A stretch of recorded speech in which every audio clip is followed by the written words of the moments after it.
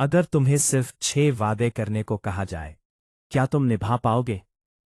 एक रात नबी सल्लल्लाहु अलैहि वसल्लम के पास सहाबा जमा थे और आप सल्लल्लाहु अलैहि वसल्लम ने फरमाया, मुझसे बैत करो इस बात पर के अल्लाह के साथ किसी को शरीक न करोगे, चोरी न करोगे, जिना न करोगे, अपने बच्चों को कत्ल न करोगे, ना आमदन किसी पर कोई नाहक बहतान बांधोगे और किसी भी अच्छी बात में खुदा की नाफरमानी न करोगे। फिर नबी सल्लल्लाहु अलैहि वसल्लम ने फरमाया, जो इन वादों को निभाएगा उसका अजर अल्लाह के ज़िम्मे है,